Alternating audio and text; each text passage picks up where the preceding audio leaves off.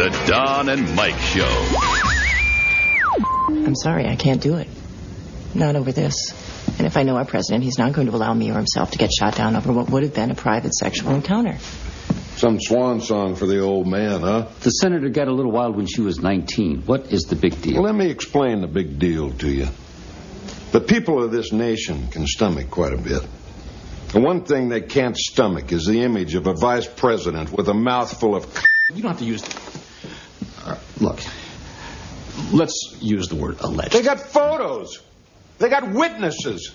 They got the alleged slut. Hey, wait a second. Let me tell you something. I'm a husband first. The Don and Mike Show. Let me tell you something. I'm a husband first. Def Leppard. No matter what you are. They are not going to ruin your goddamn day of joy. The Don and Mike Show. Yeah. Doesn't matter what you do.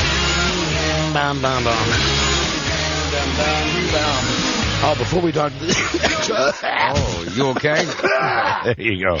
Get it all up there. I'm okay. Come on now. Heimlich. Get the Heimlich maneuver. I was going to get the tongs. I can't wait until there's HD radio. Because then you will really experience my guttural utterances. Every drop of phlegm. You'll hear it. There it is. No, hold on. You get rid of it yet? No, I gotta wait. I gotta bring it back up, and then either make the choice to let it go, Spit or swallow. Or take it back in. Bring it back in. Uh-huh. Let her go. What's it going to be? Shall we place wagers? If you had spit, you win. If you're wondering, we all win. I don't swallow. I spit. Good for you. I think you should be proud of that. Just in case you're wondering. It's supposed to come on out. The phone. They want that endorsement deal finalized today. Done and done. Before we talk to the star of the month about the hurricane. Yes. A couple of things that I noticed today. Uh-huh. Now, I know yesterday we jumped all over the weather, guys. Right. Today, and I mainly will focus my, not anger, but just, I'm pissed off at the Today Show. Mm-hmm. I'm watching Matt Lauer, and obviously he's saying that he's starting by saying, well, some people say we may have gone over the line. Well, now let's go to Brian Williams in New Orleans, and it was almost like, look at this. Mm-hmm. See? Yeah, they're all doing their I told you so crap, which is making me mad. And Matt Lauer said, even last night, the mayor of New Orleans came on TV and said everything is fine. And now look, here we are, 8 hours later. There are people and then they had Brian Williams standing in downtown New Orleans saying, we had been saying all along that this was a possibility. Yeah. And instead of being happy that, okay, you were wrong about the original forecast, now because the levees have broken in because the New water Orleans, is continuing to rise. The levee broke, And the other thing that really pissed me off is Matt Lauer was talking to some punk from NBC Weather Plus. Okay. One of these tools that had been out yesterday and the 100-mile-an-hour winds are rather on Monday. Right. And so now they had the follow-up with, of course, the blue skies, and the guy, he's down by Biloxi, Mississippi, so he's showing where the gambling was and how everything is rearranged. There's cars in the street, and Matt Lauer says to him, hey, we want to let you know how proud we are of you. How did you feel when you got the word that you would be deployed to Biloxi? Now, I'll tell you, the first time I heard the word deployed in my modern existence was when we were talking about sending our... Lauer was just, it reminded me of us. So defensive and on his heels. Hey, hold on. Listen, I know that there was a lot of talk that the media overblew this. Well, take a look now. Look at Brian Williams out there in his waders, huh? Right. So what do you... And Brian Williams loving it, too. Matt, all these buildings behind me, these are people who went to sleep last night thinking the French Quarter was fine. They're going to wake up this morning and realize, in essence, saying, and realize... Well, we were right. We were really right, but they weren't, because I didn't hear anybody talking about the fact that after that storm went through, that there would be some sort of surge. If they were talking about it, they weren't talking about it a lot. For a reporter, it's more of an assignment. Yes, you're right, Mike. Definition number one is to position troops in readiness for combat as along a front line. Number one definition, right. I guess people like us had kind of slammed the reporters for hyping this a little bit, and the fact is, I think one of the things we said was, we know how bad it is, but it's just the excitement. Yeah, Boy, I wish we could really. Well, really, couldn't they do something if they, you know? And the other, really, if you really wanted to take it to an extreme, if they got some people with a boat and with a pump and a boat, and they could, I don't know, hey, you pump. It's really unfortunate what we're looking at, but we have to remember we're a union shop, and there's really nothing we can do. Here's the other thing that they love highlighting, and there's no doubt it's happening, but I don't think it should be the lead. Looting. Yeah. This is the lead. Now, you're talking about in New Orleans. Told you this would happen. City of... You always say there's looting. Oh, well. Someone stops at a red light and looks at you the wrong way. Rob says looting. Well, they missed that on Fox, too. At the same shot when they were showing the building burning with the guy waving the T-shirt up in the air, they slowly pan over and you see these two people outside of a CVS.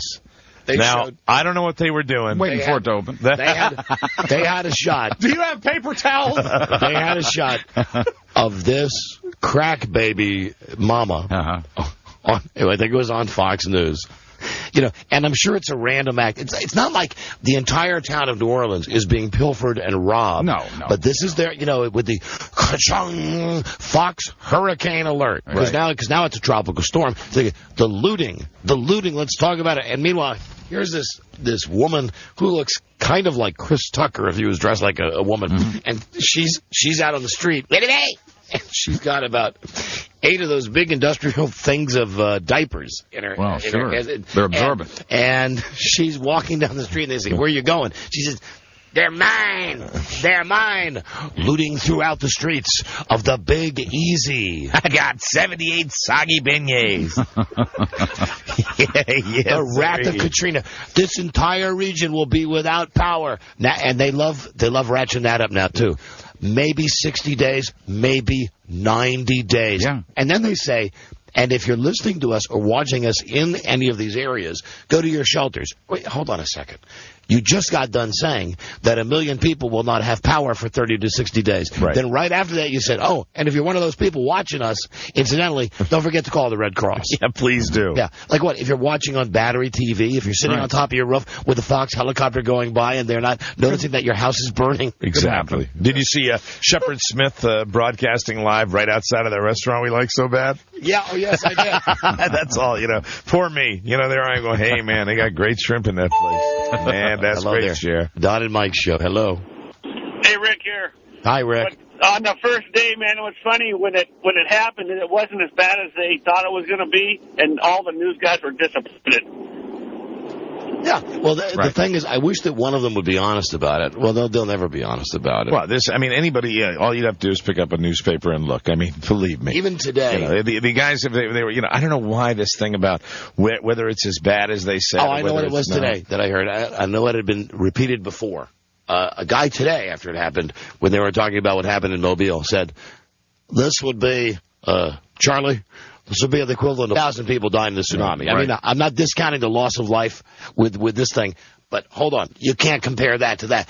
Charlie, this is like our own tsunami. Oh, hey, great. We got a tsunami of our own. Yeah, exactly. Ain't that wonderful? Yeah, you were just waiting for that to happen. Ain't that great? And I'm tired of hearing every goddamn reporter, who incidentally, they all look fantastic. All the men are shaved. All the women, they appear to be scrubbed. Yeah. I'm tired of hearing from them about how tough all the surroundings are. And I want you to know that even here with NBC News in our hotel, we have no air conditioning. We have no food. We have no water here at NBC. Really? Well, then who plowed that makeup on your face? I saw one reporter whose designer shirt was damp. Oh, my God. The guy, I don't know if humidity or perhaps water. I'm not sure. And I should throw in here that this just once again, Buzz, will play into the vast big oil conspiracy to raise gas prices. Don and Mike show. Mike up 15 cents by the end of the week. Yeah. That's what they're saying. God forbid they just help. Don and Mike. Hey, Don and Mike. It's Rob from Odenton. Yes, Rob. Hello. I just wanted to mention to you that I heard a reporter on CNN today that got very choked up describing the hardships and the devastation, like almost in tears. So there are some, really heartfelt reporters that aren't looking forward. Oh, I know they're not all like that. I mean, it's just some of them are doing the hype, obviously. No, I think that they get out of it. Be suspicious of the tears, too. Right, absolutely, Buzz. I mean, I'm sorry, but it's no. But I mean, what I'm saying, reference the movie broadcast news. What I'm saying, gentlemen, is that there are probably some decent ones out there that you probably never get a chance to see. But when you get the Shepard Smiths out there, it's a different story. Okay. Yes, they're all bad. They're all evil. They're all patently evil. I think it is. Mike, hold on now. Don't get mad. I'm not getting mad, but there are some. You're looking like you think it's everybody against you. No. But I think that there are probably, so that's the only point that I was making. I've watched a lot of coverage. I've not seen one goddamn decent human being reporting.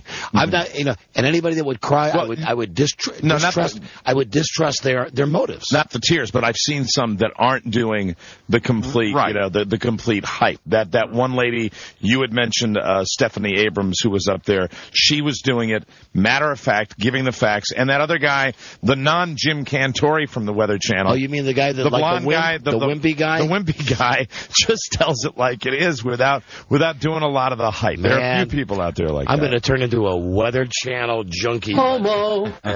His name is Mike Seidel. He's been there. He has been there forever. He's been there for a long time. He's half a girl. If he's half a boy, he's half a girl. And you're right about it. He is the wimpy of the two. But he's the one that doesn't do what Jim Cantori does, which is hype himself, make himself part of the story. I just, I wouldn't trust anybody because even if it, I was going to say, in this day and age, most stuff is taped. But even if it was a live feed and someone just said, this devastation is just... There's a part of me in the back of my mind that would be saying that they're thinking, this is my ticket to the big time. You remember broadcast news when William Hurt does the works up the tears? I said that. Yeah. Oh, I'm sorry. You're right about the ticket to the big time, too. Ass kissers. Not Mike. Mike's the only one stand up to me. No. Oh, no. Hello there. Hey. Don and Mike show. Not today.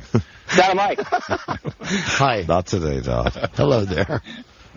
Don and Mike. Yes, for the third goddamn time. Hi. Hey, quit laughing. Hey, I go way back to you playing your 40. There you go. We've still quit laughing. How was that? Tell us to quit laughing. Hello, Don and Mike show. You quit laughing. All right. On the news yesterday, I think the best one I heard was this is the equivalent to a nuclear holocaust, less the radiation.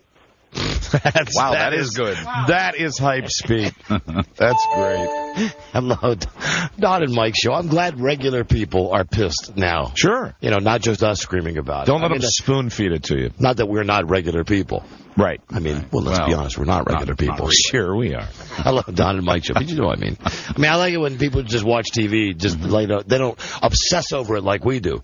Just turn it on as a casual observer and go, oh, this is bad. Don't you think that all of our distrust of the TV media stems from local news? Oh, it all comes out from, and it comes from local news right here in Washington, D.C. Oh, yeah. More specific, it stems from Joe Krebs. Joe Krebs. It all springs from Krebs.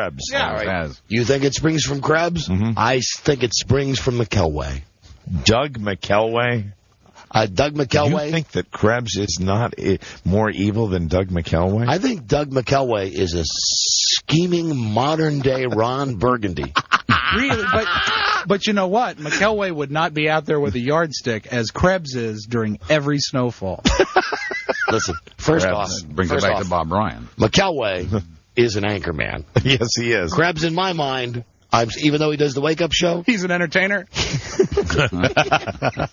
He's a showman. Thank you, Rob. Yes, he's an entertainer. He's the P.T. Barnum of WRC. And you watch it a lot, but Doug McElway, the network version, the Fox News version of Doug McElway, is the guy, you probably know his name, that's got those bushy eyebrows. He's not Shepard Smith. He's the other anchor. There's Shepard Smith. There's the young, pretty boy, and then there's the guy with the big bra. He is the classic. Well, now let's go down. He's the Kent Brockman type. My favorite local reporter, and I hope this translates across the country, because you all have your own bad TV stations, bad local news. Enjoy them. We've talked before about the hyper poodle, Holly Morris. Right. This chick on Channel 5 where she's like the wacky reporter on the morning news, and they will send her out to slaughter a pig. Seriously, like during the day. Have you ever wondered how that food gets to your table? And they got her in overalls, in the middle of nowhere, and she's riding a tractor and whatever she's doing. We're going to put the cut right under the pig's neck. This week it's Holly's Hobbies. The thing that I find not disconcerting, but I have trouble drawing the line is after I watch her shoveling manure at 9 a.m., when I turn Fox 5 back on at noon, she quite often is wearing the same clothes. Oh, anchoring. Yeah. Now, here's a woman that an hour and a half earlier really was rolling around in pig manure on Channel 5. That's right. And 3 hours later, she's going to tell me about the devastation of Hurricane Katrina. You know, we have that tape of Holly Morris that really, I think, more than any other tape we have, demonstrates her credibility. Now, this is a tape of the true story is she's opening a bottle of champagne on the air. This was at the end of one of her dumbass segments because she's, the lighter touch to Channel 5. Right. But also, we've said before, it's a woman from a sex tape. And you can get news, weather, and the latest news and weather on Fox 5 News at Here we go. And we'll see you again tomorrow. Do drive safely. All right, when you're in the victory circle. I can't get it. Here it comes. Wait, shake it. Yes! Here comes the best part. Yeah! Works for me. So you would see this chick on TV acting like a retard, and then 3 hours later, you go, what's happening in the world? And all of a sudden, it's the manure lady. There she is. And there's the champagne lady. Yes, Joe. Hi, Joe. My favorite part of that tape, I've decided, is kind of near the end, you hear the guy go, ha ha. And it's kind of like a 70s porn, right at that time. Where shaky. Yeah. Holly Morris. I'm not saying that it couldn't be, that you couldn't pull both off. I'm not saying that she's not talented enough to be an anchor person. Right. It's just, don't do it in the same day. I mean, let her be an anchor on the weekend before I see her out there. Have you ever wondered all of the uses for a corn cob? Right. I'm out here in Fredericksburg, Virginia. Or if you're going to do it, if you're going to make that transition, be like Ann Curry and use your sad voice. That's right. And at least change clothes. Not just cornholing. Thank you, Holly. Appreciate that update. Thanks so much. We'll see you back in the anchor chair at noon. What's the anchors say? Well, it's going to be a hell of a corn crop this year. And what do you think the people at Channel 5, the Fox station here, who really are like busting their ass to try to get over there? Who knows? No, she's the rising star of Channel 5. You think someday we'll see her at the 10 o'clock desk? I don't think she's got it. Not a chance. Not a chance. I mean, they get Smirky McFadden. the guy Brian Bolter. And you know what, Mike? If we had to know the names. If we had to pick, know the names by heart. If we had to pick a celebrity he most resembled, or at least the way he comes off, I know one that comes to mind right away. And Billy Madison. Okay. Who's the guy who's the golf pro? Who, Scooter McGavin? Shooter McGavin. It's in Happy Gilmore. Happy Gilmore, I'm sorry. Right? The he's golf done movie. a million movies. He's not, oh man. Was he in Thelma and Louise too? He might have been the husband in Thelma and Louise. Yeah. I think that's the guy. Give me a second, I'll have it. I'm pretty sure that's the guy we're talking about. All I know is that his attitude, that's what this guy just exudes. He has that attitude also with just a slight look of a better looking Rick Moranis. He's got that soft face. He's got that kind of doughy face, But every single story he has is, well, here's the latest. Not good. Isn't that a face that says every time, not good? Yeah. Not good. It could be the greatest story in the world. All the water's been sucked out of New Orleans and they're high and dry now. Not good. He's a real smart ass. He doesn't mind lowering himself to the material. Because on Channel 5, if it bleeds, it leads. Right. And they love doing like the lead story where they can have police lights in the background, fire. Or even bigger crap, will they say. Thanks for that update on Iraq. I'll tell you, that new Paris Hilton commercial is really something to see. It's really turning heads. We'll have the details in Sue's forecast. Coming up. There is nothing, in my opinion, more fun to pick on than local news. a good target. Good times. Good times, some of your days. And Laura Evans is knocked up. Oh, really? Did you know that? She's like all the anchors for a while at the Weather Channel. They were all being impregnated by Jim Cantore. I saw her doing a stand-up the other day.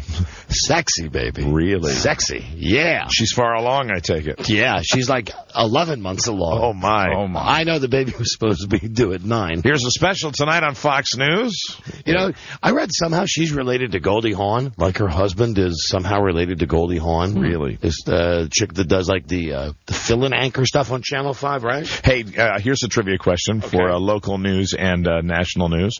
The Weather Channel anchor that used to be here, do you know the name? She's an anchor at the anchor desk at the Weather Channel. Alexandra Steele. She was also in an episode of Friends. Because she was like goofing on herself that she has like Jennifer Aniston-like hair. Now I know. You now have like gone beyond the TV numbers and stations that you can now I can quiz you on national news personality. Weather Channel, the Walter Cronkite of the Weather Channel is Walter Cease? Is that the guy's name with white hair? You would know, I would not know. I don't know. Shooter McGavin was played by Christopher McDonald, and he also played, I believe, a weatherman in The Perfect Storm. He was the guy that saw it coming. Yep, so absolutely. That's a good way to sort of right. And he was the husband in Thelma and Louise. Mm-hmm. Hello, Donna and Mike Show. Hello. Hey, guys, the housing bubble just burst in Louisiana. Okay, that would be our first attempted joke about, but that's not even a funny one. That's terrible. Hold on. No, hold on. Okay, I tried. Hold on. No. Listen, this is not the funny bone. Now, here's what you do. You either apologize now to everybody listening for the bad joke and tell us where your mom lives. All right, I apologize to everyone. My mom's a whore. Thank you. Okay, bye. Good work. And incidentally, that will work if you do the straightforward, my mom's a whore. Now, for my money, if you had to do that, you might want to just say my mom lives in Whoreville. Yeah. You're not committing. He went a little further. Or Toronto, but he was just telling us the truth. That's right. His mom's a whore. Be topical. She lives in New Orleans. And we should really start thinking of some pump ones. Yeah, yes. I agree. Some pump towns. Give me a moment. Hello, Don and Mike Well, Show. the whole reason that I understand that the water is continuing to rise is because the pumps aren't doing their job. And there's a lot of them in the quarters. Hello, the Don and Mike Show. Hello. Hey there, people. Hi, people. Hey, Mike, I was wondering, your favorite chick, has she shed a tear yet, Ann Curry? Ann Curry, I'm sure that the sad voice is being used by Ann Curry more than she's ever used it before. Those doe eyes that you can just tell they're reading. I mean, if you ever look at Ann Curry and her stupid hair extensions, you can really see, you can see 1, 2, 3, 4, 5, 6. Okay, and back to the left. 1, 2, 3, 4, 5, 6, 7 words that second. Back to the left. There is a Richmond suburb called Short Pump. I know that. But I'll work on something better. Do you ever catch yourself looking at Ann Curry ever and just see just a moment where at some point she may have been hot? Oh, yes. Yeah. No, yes. I mean, every now and then the hair will be just that length, and I'll look at it and I'll go... Hot's not the word. Handsome, I think. Strong. Here's the thing. Strong to the net. If you're just talking about the women of the Today Show, and let's list them. You have Katie Couric, who I imagine just frigid in bed. She is the grand dame. Then you have Campbell Brown, who would just be unexperienced. It would be, you might as well be in bed with a boy if you're in bed with Campbell Brown, right? Really, with a young fumbling boy. Then you have the girl with the horse mouth, Jill Rappaport, the entertainment reporter. She comes in and does her little sit downs. Right. She'd be a bad girl though. Then you've got Greenspann's wife, the chick with the awful pockmark, Andrea Mitchell. Andrea Mitchell. She's the State Department correspondent. And who is the fatty that they had on talking about, Lisa, is it Lisa Myers? I'm not sure. For NBC? Boy, is she a big load. I saw her on TV, and it was like, God, honey, move the camera back 10 feet. Do us all a favor. But NBC had their weekend person who moved to another network who was also the pregnant lady all the time. Soledad O'Brien. Yes. She now does American Morning on CNN. With Bill Hemmer. Miles over. Bill Hemmer is gone. Bill Hemmer has gone to Fox News.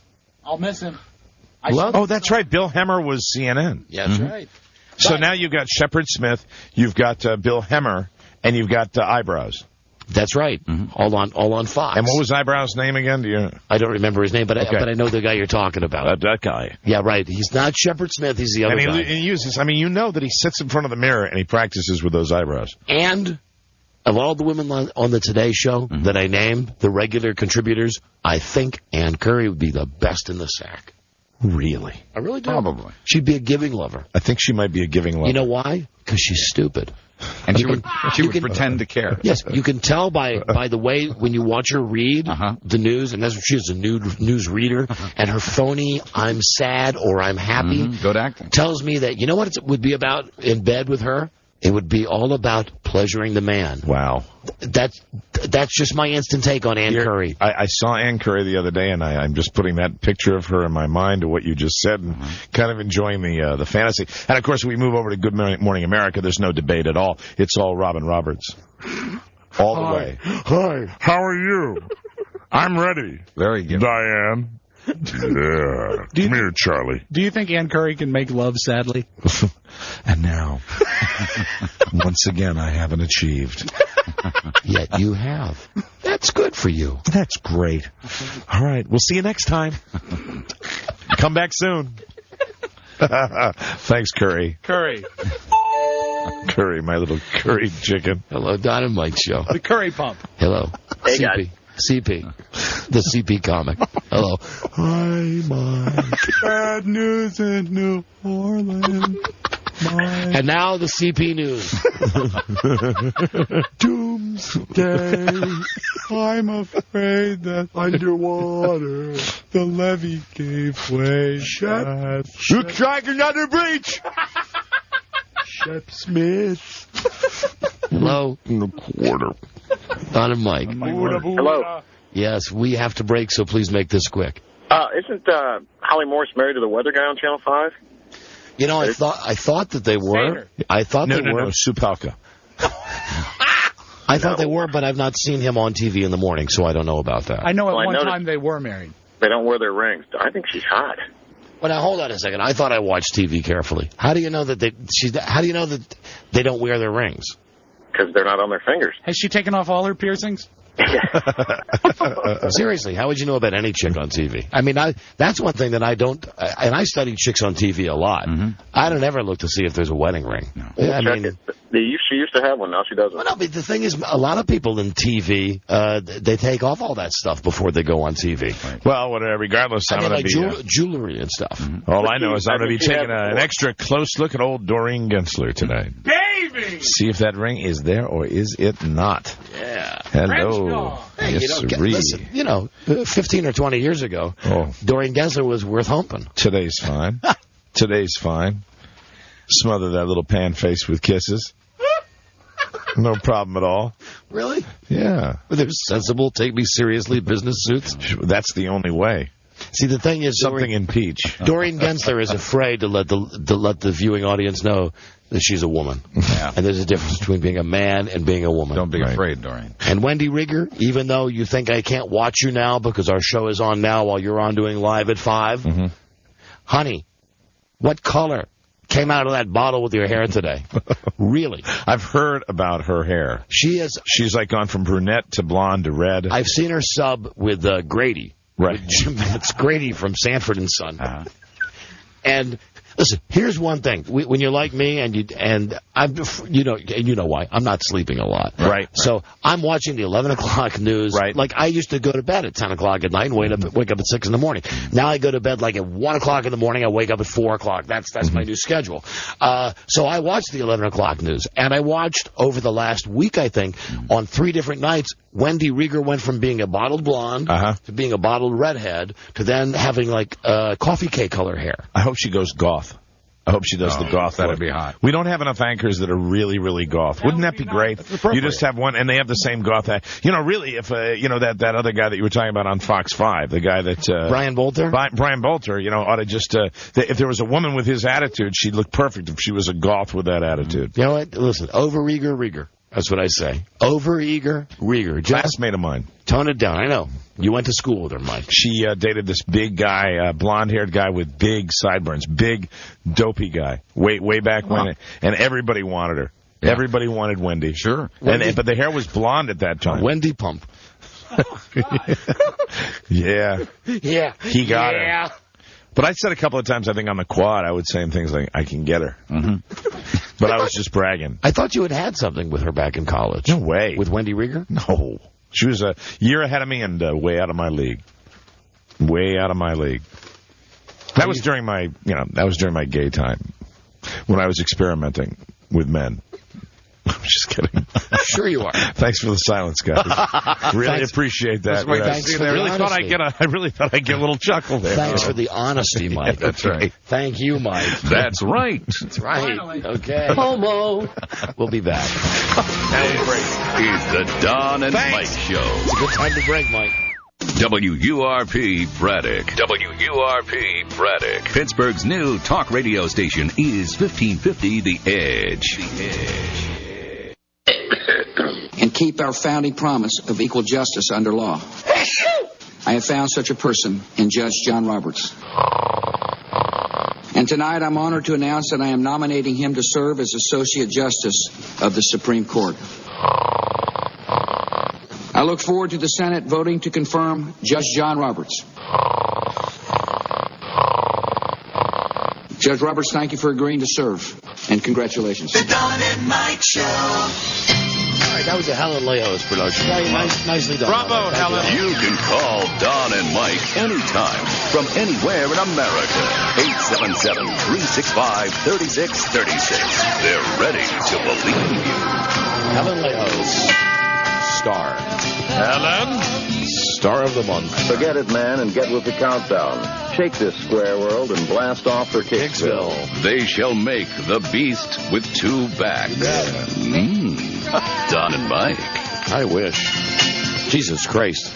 Still no number 3. Not yet. Not yet. It's coming. No, it's not, Mike. You don't think so, huh? Not for lack of trying. Okay. God, I've been trying. Don't hurt yourself. Also, as long as we were talking about news chicks, at least local news chicks, big shout out.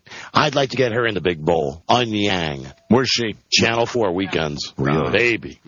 Yeah. Asian hottie? Yeah, really. Could be an Asian porno. Really? That hot. Wow. Whoa. Saying something. Un Yang? Un Yang, that's her name. I'd like to yang her on. Undress Un Yang. Yes, that's right. Wow. Big Bowl. See you at Big Bowl. That's a good restaurant. It is. You ever been to the Big Bowl? Never. No. It's a chain. They're in Chicago. At least the bag says Chicago, Minneapolis, and D.C. Big Bowl. Nice. Liz Crenshaw has a big bowl. Liz Crenshaw has a bowling alley between her legs. Yeah. And there's a pin setter in there. Oh, man. You don't even want to know about. Does the pin setter really work? We'll see. Let's ask Un Yang. Okay, Beth Ann McBride. We're going to take a moment. Yeah, let's hear it for Beth Ann. Star of the month. Beth Ann, get your ass in here, please. Helen? How careless. You should be careful. A person can get killed that way. I hope you weren't disturbed, Dr. Lejos. It's perfectly right, my dear. Introduce me. This is Miss Raymond, Mr. Young. Yes. And this is Wilbur. Hello, Dr. Lejos. I've been looking for you all day. All right, here she is now, Helen Lejos, our producer. Hi, Beth Ann. Hey. Looking good. You still got the pigtails happening? Yeah. You're looking good. You painted yourself up a little bit today, I noticed. No. Yeah, you had. Well, it's worn off a little bit now, but you had makeup on. I always have makeup on. I spackle it on every day. It's quite a youthful appearance you're going for today with the pigtails. What about 12? Today, it's Pippi Longstocking. Yeah, my daughter's. Yeah, okay. Your daughter's Or what? Wendy. She says I'll always be 12. That's what she'll remember about me. You'll always be 12? I dress like a 12-year-old. I thought about you when I saw an Old Navy commercial last night. Cords on sale. Yes, they're coming back. I thought you were talking about one of the older commercials with the lady with the big glasses. God rest. Let the runway be your guide. So, Beth Ann McBride, yeah, you are the WJFK Star of the Month for the month of September. Bravo, well done. Bravo! Now, this useless bit of acknowledgement actually means something to you, right? Because you, I guess, shared it with the guy that you love who sent you flowers today. Yeah. Right? Yeah. I was happy. I'll be honest. Well, it's a contradiction. Yes. Let's discuss I believe that. I told everyone. I'm the Star of the Month. How can you get a 2 on your employee review and still be named the most valuable employee or star of the employee of the month? Well, it was for technical. So in the category of technical, I'm not a star. Okay, we know who gave you the 2. How were you made Star of the Month? This was an election? Good question. There was a runway competition. What happened? I think they're inter-office nominations. Well, now it says Beth Ann and received several nominations. Have we been able to find... You didn't nominate yourself? No. Were we asked to vote? Were you asked to vote? I wasn't. No, I've never But heard I of would have this. voted for me. I would have voted. Who do you think nominated you? Shondell. Really? Yeah. And Madonna. And Madonna. They're nice. Anybody else? I don't know. That's several, right? Did they nominate you because they knew how important this meaningless little achievement was to you? Hey, are you going for like a Pocahontas thing today? No. Because I'm going for the last day you've before I got see you the guys. little necklace, like the little Indian kind of necklace That's there. what it- I like that. This is what the Olsen twins would wear. Really? So that's what I wear. She's almost got the look of the Land O'Lakes girl. Absolutely. On the butter. Where You remember that trick? Make the butter look like she's topless with her knees. You cut her knees out. With her knees. Nice. Right. You cut a little hole. All right. So Just now fold it. you get for being the star of the month. I thought I got a free lunch, but I didn't. I waited. You get a parking spot. Now you've heard us scream before when people are on our parking spots because really it's something that around here it's a treasured commodity. It is. Now you don't have a car. No. Because Well, I do, but I don't get to drive. your daughter drives you to work, and because you live here, your daughter can drop you off early in the morning and pick Speed you off, up late at right. night. So who are you giving the spot to? This upfront spot? Well, on September 1st, Timmy O'Bobbinet will have it from the 1st through the 9th. Oh, we're not going to applaud this. Oh, I was happy. Well, we like Timmy, though. Yeah, I just want to wait till the end. And I'll tell you why. Because Timmy's here when I get here, and he's here when I leave. Yeah, what he's doing is, you think he's working? That's what it appears to me. He's picking up chicks. I'm not saying the Nigerian Nightmare does not deserve it. I just want to hear who else. So, Donna, you saying that you're going to save your applause until the end? Until all the nominees are announced. All right. Well, we should all do that. Who gets it on the 10th? Then, is it the 10th or the 12th, Buzz? I don't know. You said we left off at the 9th. You said once. You said the 9th. Second through the 9th. So it'll be the 12th, the who's your 12th, second? the 12th through the, I think, the 19th. Yes, Or who's your- something, is Colette. Colette. That's very nice. Up front. It's a nice gesture. Yeah. Hold on. Where's my tape? No, we have to hold our applause until the end. Until the end, as much as we Hey, want. Rob, Speedwack, I hate you. I hate your big fat ball head. That's Colette. Ass.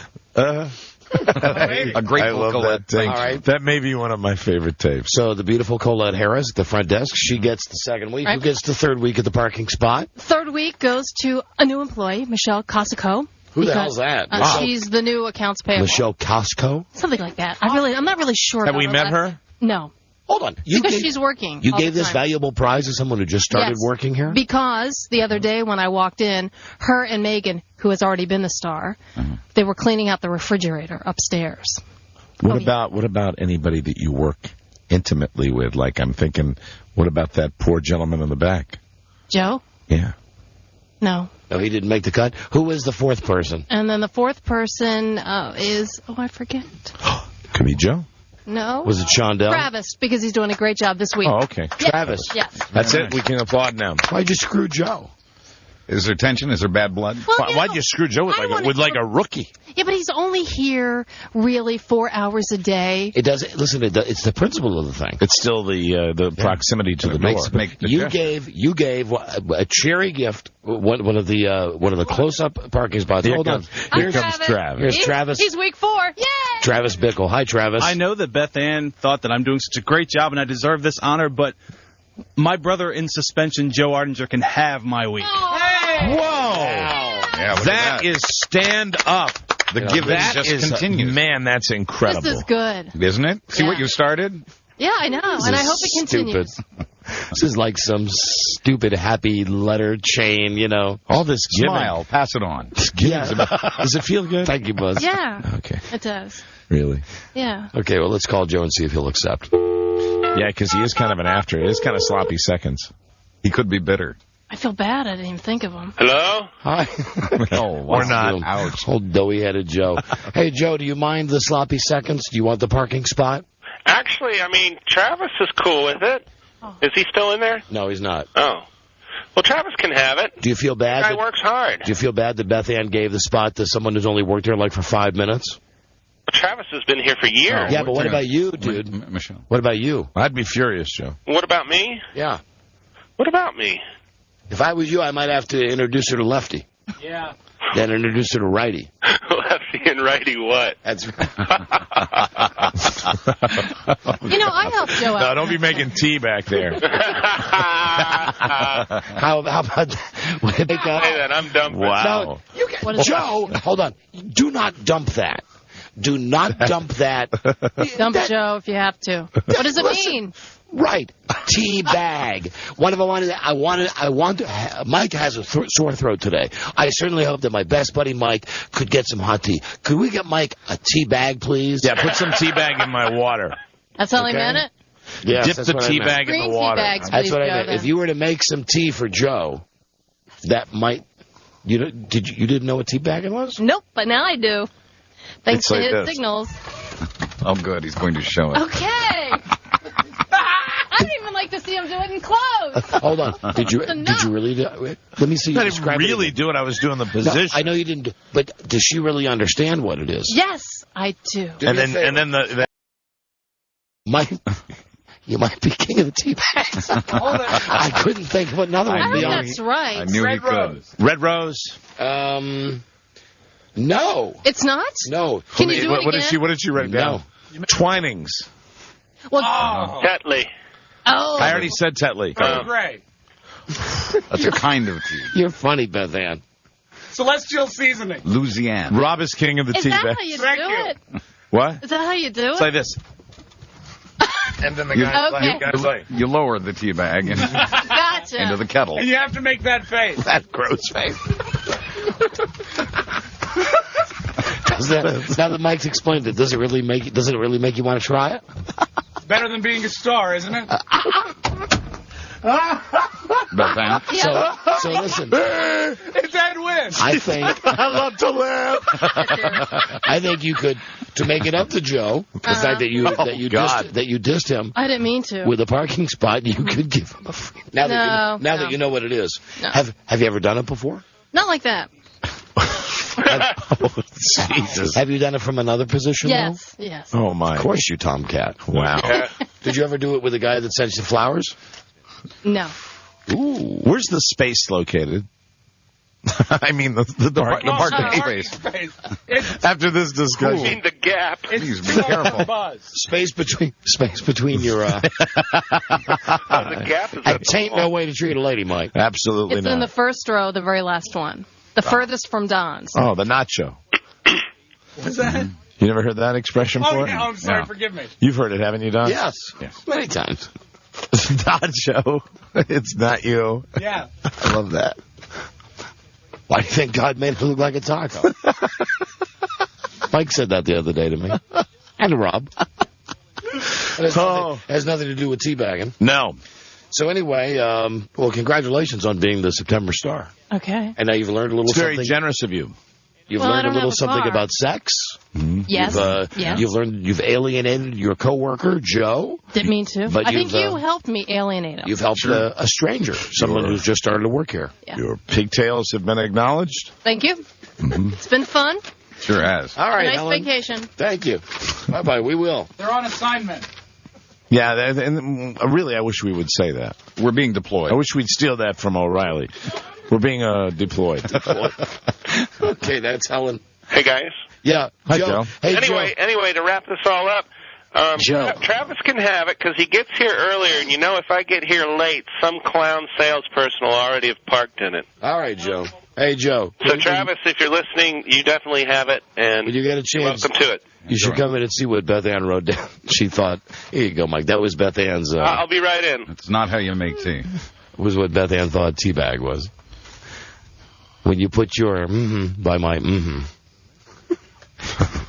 You know, I know she's got a child, but I find it hard to believe she's ever had sex. Is that her handwriting? Yeah. Should we save that? Goddamn hard to decipher. Save that for the box set. Put it in the booklet. So. I think so. And you can tell Beth Ann has only been here, 18 months? Because a seasoned employee, like anyone in this room, would, in the same situation, take the parking spot and just put cones in it. So no one can have it. So no one could enjoy it. What is the second word supposed to be? Sex. Having sex. Having. Having okay. sex with right. your... Hello, but she's wrong about that. Hello, Don and Mike Show. Yeah, I just wanted to say that the reason Beth Ann got that award was it was a pity vote. A pity vote? Yeah. Wow. There's no pity around here. All I know is in Beth Ann's explanation of the act that we were talking about before, the words hit me there. Always should be. Just thought I'd point that out. Yeah. Okay, we should do this now. Would you guys like to be nominated for next month? Oh, please. Yes, absolutely. We have... and how come we've not been nominated before? Well, I have, but I'll continue. Is all they get is a parking space? Yes. No. And you get the satisfaction of a job well done. Incidentally, when I am named Star of the Month, Yes. and I get I have a parking spot. When I get that spot and my tea bag, I want it to be by Colette. You Rob, Speedwack, I hate you. I hate your big fat ball head. Ass. I've dreamed of tea time with you, Colette. Oh, fantastic. I can't tell you, when Mike has said, Mike's been on the phone in front of us, and he'll say, yeah, can I call for a tea time? And he's calling about his golf game. Yes. And you know what I think immediately. Of course. TEA. Yeah, you're thinking about CH out there. Harris? Yeah, Harris. Colette Harris. Right. Wow. My lady. Tea time. She knows tea bag. Sure. Mm-hmm. One lump or two, Don. Oh. Sun tea. Colette has fled the building. Who would this be? This would be your buddy Andrew. Oh, hi. Oh, hi, you idiot. Thank you. Hi, Andrew. Do you like tea? Hey, Andrew, tell me. Yeah. Yeah. Hey, Andrew, you know what we're talking about, right? Oh, yeah, I know what you're talking about. Yeah. Sure. Do you still have that girlfriend? Yeah. Lucky lady. Very good. Remember, catching, not pitching. Be proud. Bye, Andrew. Goodbye. Bye-bye. I gotta go. Can you believe he got edged out again Yeah, I know. for the Star? Star of the month. He'll get his. Here goes Hurricane Dumbass. Andrew. What is it with people with that name? Okay, now we must do this. Yes. We'll now break for tea. Tea time. This is the Don and Mike Show. WURP Braddock. WURP Braddock. Pittsburgh's new talk radio station is 1550 The Edge.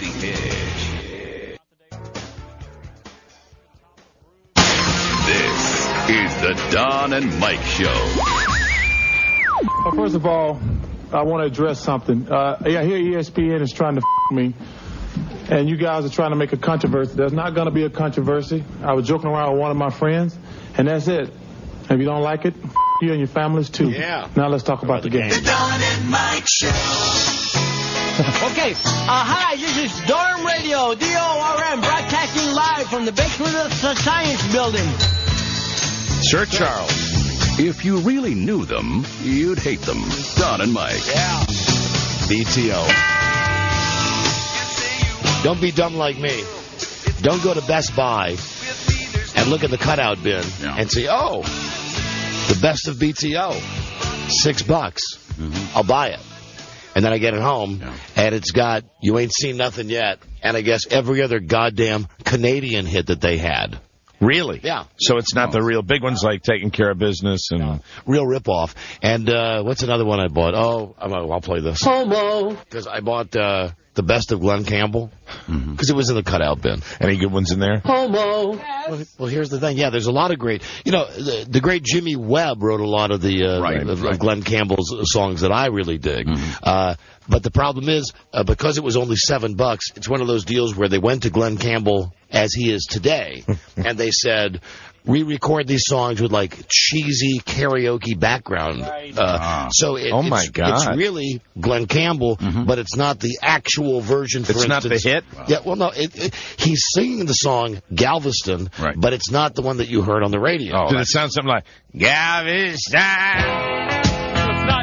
See, it's not this quality. No. I love this. And this one didn't even make that the $6.99 cutout. No. Yeah. All right. Howdy, Glenn. Southern Night. Okay. Stop it. You win. You win. Okay? You bastard. You win. He was mocking you? No. It's been an ongoing thing with Rob and I. Will we ever be able to... He keeps saying we should play Southern Nights as a rejoiner. And I keep telling him... I can't do it. No. Right? I mean, we've only got Southern Nights in there, like for when Glenn Campbell gets DUI or something. Right. And so he just slipped it in on me and then gave me the look like, hey. I didn't know that you two jockey for that, the honor of the song. Coming back from the break. That song tests very well. We don't often jockey. It's just sometimes I'm standing there, I'm looking at a CD. And you'll be looking for a song? Rob will say to me, Southern Nights is on that CD. Right.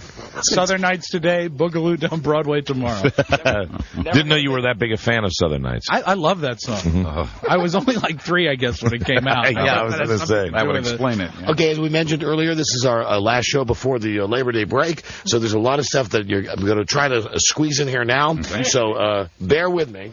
Squeeze hard. I need this sound effect. Hold on. God. Squeeze it till it gets infected. Where's the phone throw? Oh, it's up here. Oh, what's it doing up there? For goodness sakes. It should always be by the seal tape. And just a memo to staff, okay? The next time we have a change in the schedule, someone please let me know. That's all I wanted to say. Really? You were not informed? No. What, that today was our last day before break? Yeah, nobody told me, Buzz. I said it on the air yesterday, Mike. Yeah, right.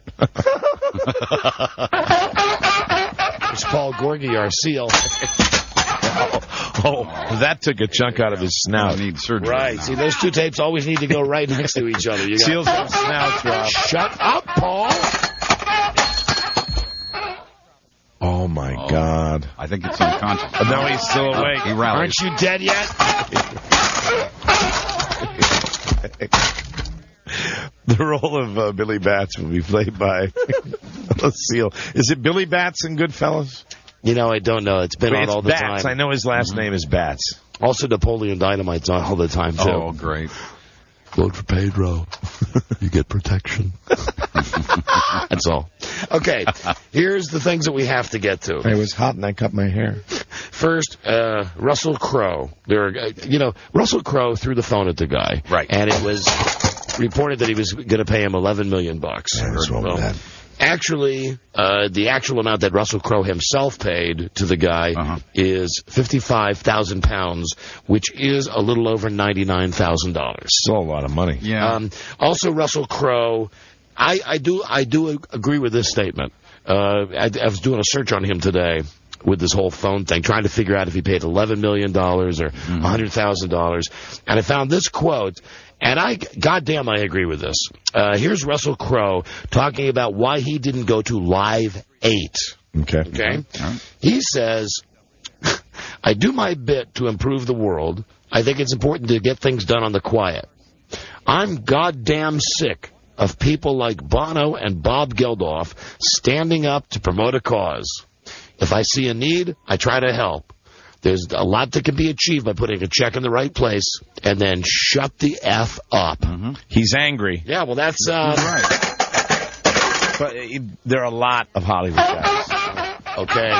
Hey, listen, Animal. Animal. Where are you? Were you mocking me? Don't you agree there are a lot of guys like Russell Crowe out there that are angry, though? I mean, there are a lot of Hollywood guys, Sean Penn. Yeah. You can spend the whole time, you can line those guys up, and you spend the rest of your life counting crows. That was like 1 million miles out of the way. Like, go to the Slauson Cutoff and cut off your Slauson. I'm Art Fern, friends. Oh. It's the Tea Time movement. He loves to laugh. Boy, hell have headwind. Dr. Vinny Boombots. I'm thinking I'll bring something up. You're going to hate this. Martha Stewart, they've already announced what a catchphrase is. Oh, really? For her Apprentice show. Yes. You know, Donald Trump says, you're fired. Yeah, that's so clever. Here's the quote. And this is bad when NBC contacts you to say, if you want to be a step ahead, here it is. You just don't fit in. That's not a gag. Yeah, wow, zing me. And Tyler, you just don't fit in. You just don't fit in. Oh, that's so her. Now, how do you know? Here's a quick quiz. How do you know that the show ER sucks and is on its last legs? Well, they're bringing somebody back that's bad? No. Worse than that, Mike. Okay, I don't know. It is painfully obvious to anyone like Buzz who's watched the show, as people leave and leave and leave and leave and leave. Yeah, it crumbles. It stinks. So, how bad is it? This is how bad it is. How bad is it? It's so bad. They offered Blackie Parrish a role. John Stamos. Now, they offered him not a walk-on role. They said to him, dude, resurrect your career. Come be a doctor on ER. Sure. And Blackie Parrish said... no thanks. I've got this other TV show that I have more faith in. Jake in Progress? Jake in Progress. Right. So Blackie Parrish turns down ER. Ouch. for his own show. You know who they went with? Who? John Leguizamo. Who's a much better actor anyway. Yeah, but still, it's a sign that the show's just on the way. Right. And the only reason John Leguizamo got the gig is because John Stamos would rather be Jake in Progress, which has already been canceled. No, it's not. It's been renewed. Yeah, it'll be back. Jake in Progress has been renewed? That's what I'm saying. Chicks seem to dig it. They came to him, the people from ER came to him and said, you have two choices here. You can be on this POS show on ABC, which we know is going to get hammered, or you can join the esteemed ER, and you can actually have people look at you as you're an actor. And he said, no thanks. I'll do my own show. Right. And he proved them wrong. You never do that. Jeez. You know, we've only got, how many hours left do we have? You know, that's on me. Is that the Stanley K. Burrell alarm? That's on. God, I really feel bad Why'd about you do that? I don't really care. I know you don't. I was imitating you from yesterday. I know. I didn't even hear it. I didn't either. I blocked it out. I heard it. Now, I've said a lot of stuff about Jamie Foxx, like we should take the Oscar back because he's just become like Tom Cruise, like star-like. Yeah, swimming in Lake Mead. But hold on, just when you think Jamie Foxx has gone to the other side, that he's like become so self-absorbed. Right. No, this is great. From the MTV Music Video Awards. What did he do? It's an after party. And this was after the Suge Knight thing and everything. Right. He's at a party, and here's who's at this party. Oh, is it the Lowe's Hotel? I think we actually maybe had a drink there one night. The big one, the huge, beautiful hotel. So you have at this party Colin Farrell, Jessica Simpson, Nick Lachey, of course, Eddie Murphy, Jamie Foxx, and O.J. Simpson. Wow. O.J. shows up. Jamie Foxx goes over to the DJ and grabs his microphone and says, turn the music off. And then he says, these are all quotes. Jamie Foxx, thank you, MTV. This is a killer party. Oh, my God. And then, while they're trying to take the microphone away from him, Jamie Foxx says, it is a killer party. OJ's here. Then, as security is trying to escort him off the stage, wow. Jamie Foxx tells the crowd, come on, let's dance. Do the OJ while he was making stabbing motions. Wow. So let me say, Jamie Foxx, good for him. I take back all that stuff I said about you being a pompous ass after you won the Oscar. That's ballsy, too. It sure is. Okay, then everything else is just crap. Guns N' Roses, that band is broken up. I wanted to talk about this all week, that they're suing each other.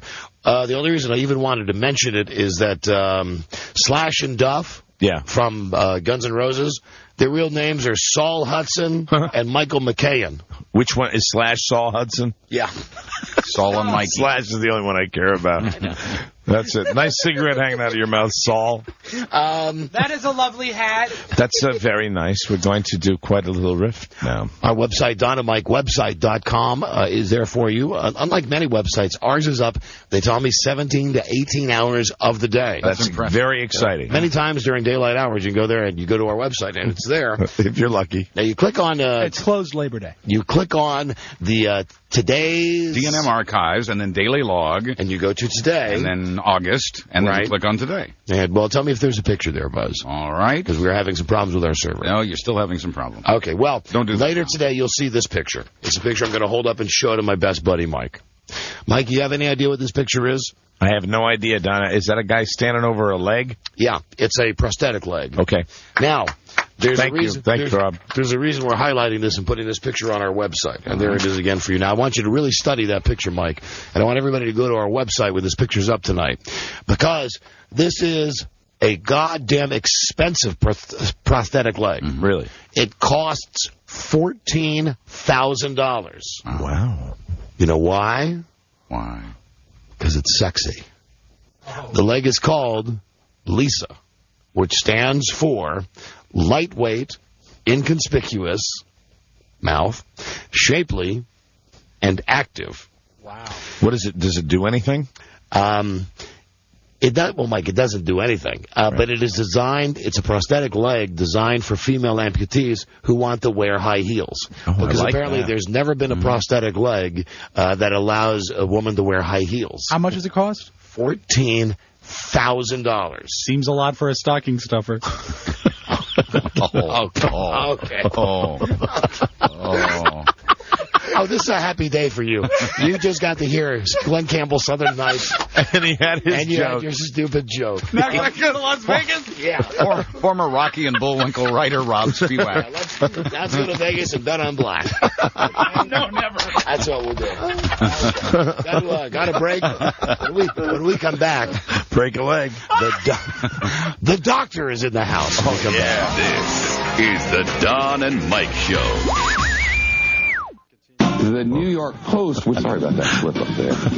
I have no idea how that happened, but it won't happen again. And that's your news.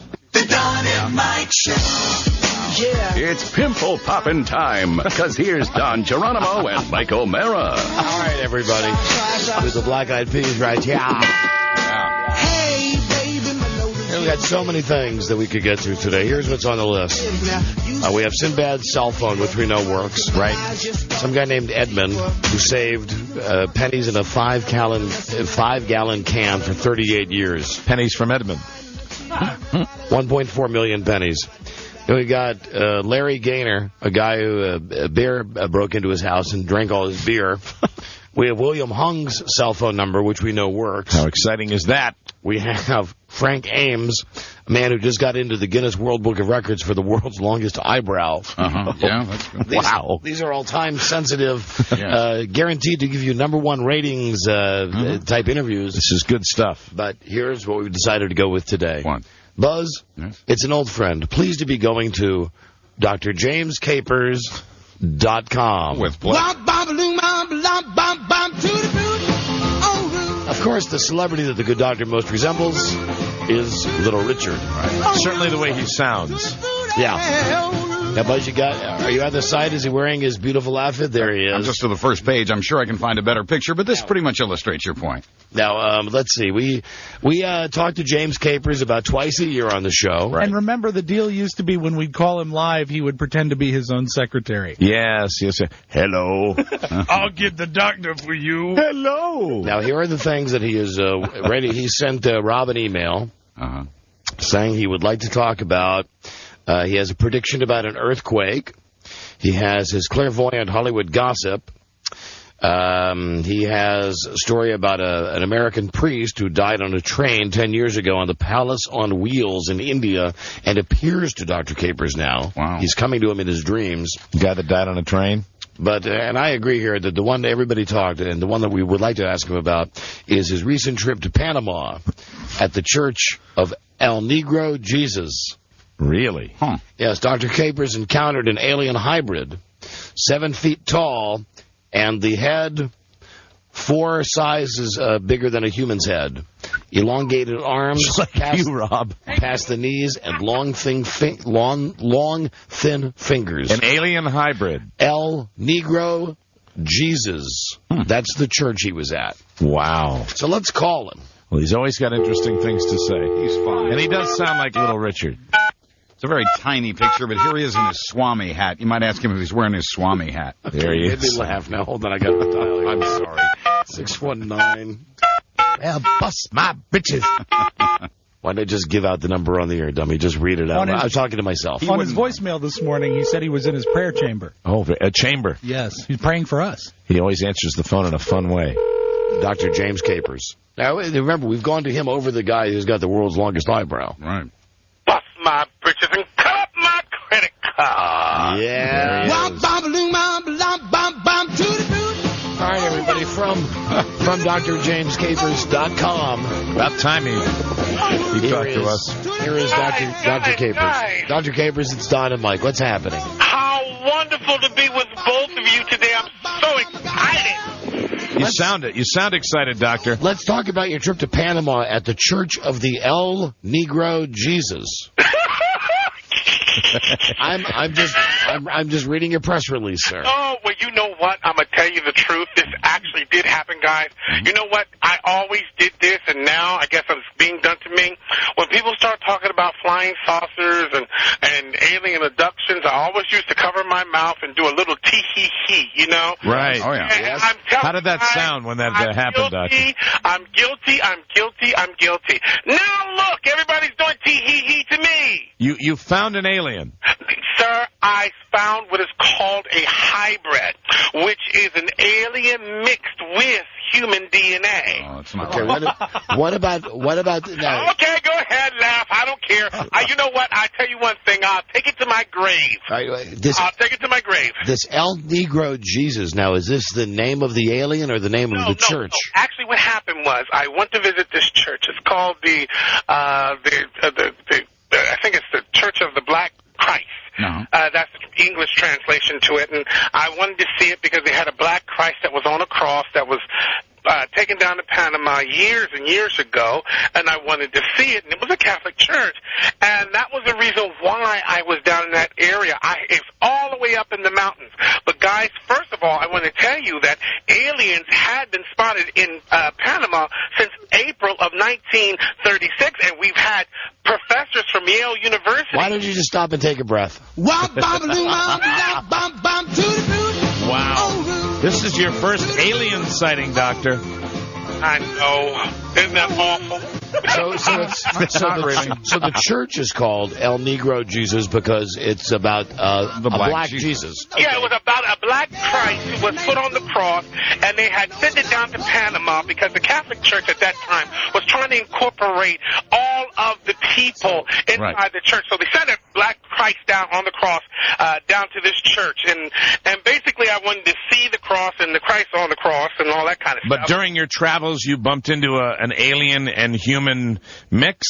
Yes. And the hybrid, Mike. The hybrid. And the thing is, the alien gets about 60 miles to the gallon. Well, you know what? Go ahead and laugh if you want to. Right. But, you know, I'm taking a group down there. We're taking film and stuff. And this is the strangest thing. What's that? That it was about 7, 8 foot tall, had a big, huge head, and in the back of the head, there was no hair on the head. On the back, there was a huge crease in the back where the back is, and it was like where the brain is, where there's an actual natural crease in the brain. This was a living creature, Doctor? Living creature, moving in everything. Could the whole 9 yards. Could the creature talk? Telepathically. Telepathically. Oh, my God. Telepathic anyway. How many suckers were in this tour group? Pardon? How many patrons were in this tour group? Well, there was only 2 of us. We were only on a trip to go up into the mountains and to the waterfalls, and plus the church was a stop by. Did you find the alien at the waterfall? No, it was actually outside of the church. It was over in a pavilion, and the El Negro Church. Yes, and the arms were so long, guys. He had long arms, long fingers, long legs, and it was just incredible. Was it a he or a she? Well, I said he. Yeah, it would look like a he to me. It was Shaquille O'Neal. You would know. Did he talk? Telepathically. He said, yes, why do they call it Radio Shack? I'm sorry, what, Doctor? I said, read my lips. Did he move? Yes, he did move. Basically, what message that I got and I received from this hybrid was that there was a colony up in that geographical part of the world. Of carnival workers. And that there were multiple ones. Now, listen, all kidding aside, did the alien resemble James Carville? No, I can't explain it. A big face. Right, that's James Carville. That would be 4 times that's James Carville, right? I've never seen anybody with a big head that big. Was he with anybody? Was he clothed? Was he with Mary Matlin? Very good question. Now there you go. Good question, yes, Mike. there was. There you go, Mike. Thank you. What was he wearing? He was with someone. There was an elderly woman. She looked like she was about 87 years old, sitting down in her chair, and she looked like she was blind from where I was standing. And he George Michael. Cancel. Anyway, So he's with a blind old lady. What about the woman? She was sitting in a chair, and I was discerning that when he was speaking to me that she was the one who the aliens had played patty cake with. So she was the mother of the alien. She was the natural mother of the hybrid. Did you talk to her at all? No, I was too scared to get any closer. Come on. Well, you might have asked her if she was impregnated by aliens. Oh, come on, guys. Come on, now. Yes. Okay. This was shocking. It was provocative. It was unusual. Of course. Dr. Capers, let's talk about when the next earthquake is going to happen. Tell us now, when is the next earthquake going to hit America or Europe or wherever? Well, I just left Chile, Santiago, just about 2 weeks ago, and I'm discerning that there's going to be a huge earthquake down in that geographical part of the world. When? We'd like to write this one down. 90 days. Well, they're having terrible floods down there right now. Well, they're going to have earthquakes down there pretty soon. Really bad earthquakes. Wow.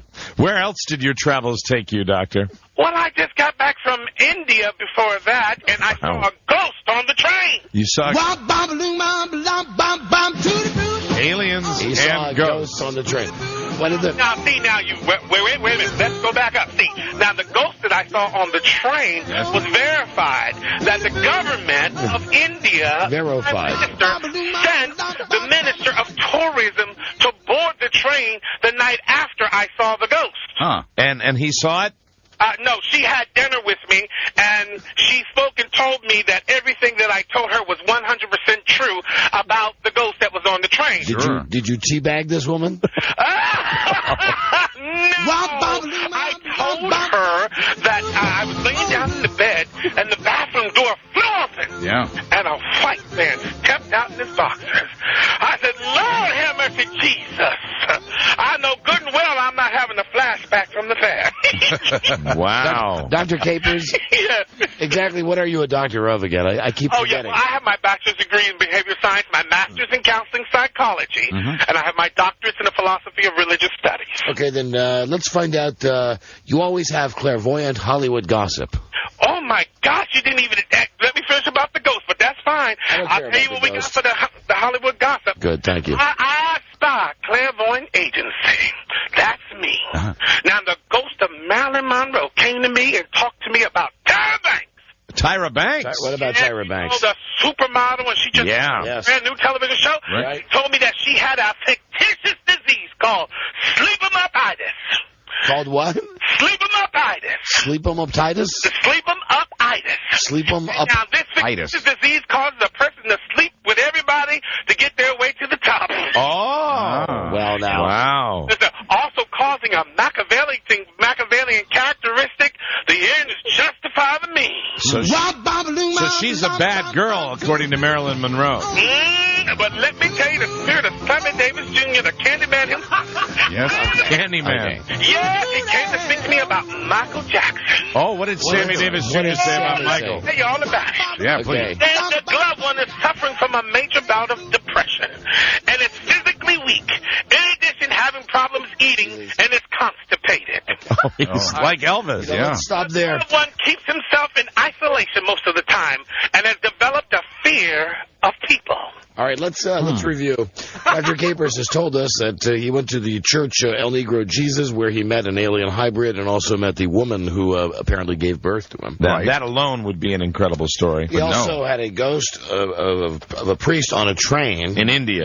Right. It was verified by the government. He's predicting an earthquake in Chile in the next 60 to 90 days. Right. And Price spoke to me about that. Brad Pitt, too. And Marilyn Monroe told him that Tyra Banks is sleeping around. What about Brad Pitt, Doctor? Well, the spirit of Vincent Price, Mr. Horror himself, Vincent gave Price. me a horror story about Brad Pitt. What's Vincent Price? Told me that Brad Pitt went to the hospital because he caught a yeast infection. Oh, my. Vincent Price told me that Brad should tie up his camel, especially since it has now sprung a leak.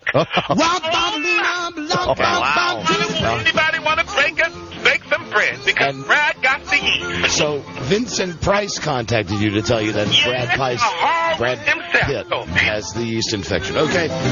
Well, Dr. Capers, as always, it's informative. It certainly is better than the nightly news. Let us know when you're going to have that next tour down to Panama to see the alien hybrid. Oh, that's within 2 weeks. Very good. And the website is drjamescapers.com. We believe in you, sir. Oh, thank you. Everything we know you say is the truth. And our best to Vincent Price, Marilyn Monroe. Yeah, Sammy Davis Jr. Brad Pitt, Sammy Davis Jr., Michael Jackson. Oh, yes, incidentally. Don't forget about Prince Charles. What about Prince Charles? He knows how to teach. You know what happened? The spirit of Liberace came to me. Yeah? And he told me that if you remember about 9 months ago, Prince Charles Butler filed in court sexual harassment with the prince himself. Right. Yes. And that all of a sudden the case miraculously disappeared. Right. Yeah. Because the prince himself paid the piper. Oh, so he paid the extortion fee. He paid him to sweep it under the table. Man, thanks to Liberace for that. Yeah. He's outspoken. So it's Liberace, Marilyn Monroe, and Sammy Davis Jr. Vincent Price. Among the dead celebrities. Not to mention the alien the alien hybrid and the ghost on the train. Right. And if you're living in Chile, watch out. Earthquake in the next 90 days. Very scary. All right, Dr. Capers, we'll check in again soon. We love you guys. We love you so much. Have a good Labor Day. We love you. Okay. Pray for Jerry's kids. Okay. All right, bye-bye. Bye-bye, doctor. Bye. Wow. There he goes. He knows how to drop a name, doesn't he? Oh, forgot to ask him who he was traveling with. Yeah. We always forget that. It's like once every 6 months. Yes. He's gold, Jerry. I'm telling you, that's gold. The guy with the world's longest eyebrow, he can suck my eyebrow. He can wait till we come back from vacation. That's good. Dr. James Capers, always good. Well, thank you. Oh, and the topic of vacation came up. We announced this earlier today. We don't like flipping you guys out. We will not be here starting tomorrow for about 2.5 weeks because we take a little Labor Day vacation. The company have been nice enough to give me some extra time here, so we'll all be taken off. Right. And we will have a discussion about all things vacation. Very good. Just to get everything out on the table. Good. Once and for all. Okay. To let you know how much time we're taking off because people want to make a big deal about it. Sure. We'll be gone tomorrow. We'll be back on the 19th. That, from my calculation, is 13 shows that we'll be missing. And some of that you'll be off with your families on Labor Day. Right. Et cetera, et cetera. You would think that we'd be cut some slack. No. Nope, not at all. No, they said... not one little bit. They said he called today. Oh. Yep. Yeah. See, well, he apparently had heard Buzz about what we were saying. You're such a funny stooge. Buzz is looking at me like this might really be serious. Well, like somebody, no, I know, but I'm helping set you up. Who threw a piece of paper at you. You said he called, and I thought the appropriate question would be who. Well, see, it's a tease. Exactly. You'll have to find out after the commercials. Yeah, he's really big. Someone who doesn't take a lot of vacation himself. Exactly. I'll just tell you that. Yeah, he just wants to give a little bit back. Okay. It's the way I understand it. Enough said, Mike. Enough said. I won't say anything more. I'd spoil it. Wouldn't want me to do that now. How's your bicycle? It's great. It's wonderful. How about that lady that's in front of your house protesting? Yeah, she's. I have no way of really being able to talk with her because she's caused so much trouble. And being as we have this Constitution of Iraq, why are we still there? Because we have to stay the course. Okay, now Mike has answered all those questions in his real voice. Oh. See if you can guess who we'll talk to about vacations. I am Mike O'Mara. Greetings, citizenry. I will be drinking on my vacation. Oh. With my bad throat. Thank ye. Okay, we'll talk to him. And thanks to Dr. James Capers. A known queen. And this is the Don and Mike Show.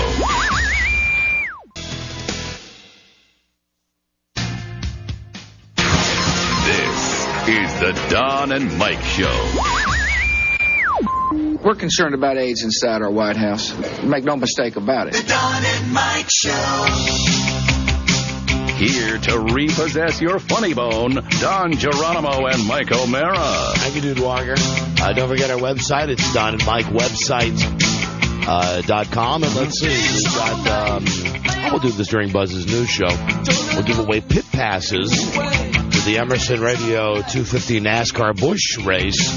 That's a nice prize next Friday night.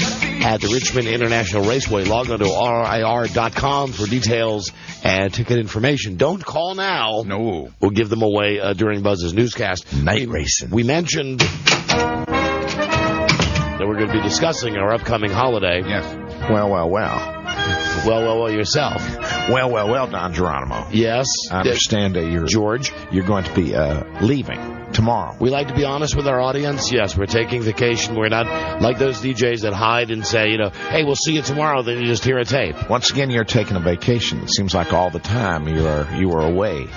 This is a very important time. I'd like to point out to everybody here that I have recently cut a vacation short due to the national tragedy that we've had down in New Orleans and, of course, along the Gulf Coast. You have been on vacation for 5 weeks. But I have cut it short by 2 days.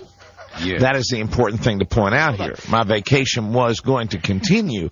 I have cut it short. I'm making a sacrifice. Just like everybody should make a sacrifice. And there you and your partner go, once again, whisking off into whatever jet-set lifestyle you're going to participate in. And I tell you, I think it's totally inappropriate. It's inappropriate for us to take vacation. Yes, of course. We have a contract. We have a contract with America. I have a prepared statement. We have a contract that allows us to take vacation. Let me read. And who are you? Who are you to lecture us? I think it's very important for you to understand, for the time being, I am still the President of the United States. Oh, and also I wanted to mention... Bicycle. Yes. Bicycle. Wonderful. Bicycle. My mountain bike. It was nice seeing you on the bike with Lance Armstrong. I tell you, as soon as I heard about the problems in New Orleans yesterday, I flew directly to Arizona. Let me read this prepared statement. That's not a true. joke. You really did. Everybody is aware of the Let me start again. You want to take it from the top? Damn it. Take two. Damn it. All right, hold on a second. I'll read this prepared statement. Can I say something? Yes.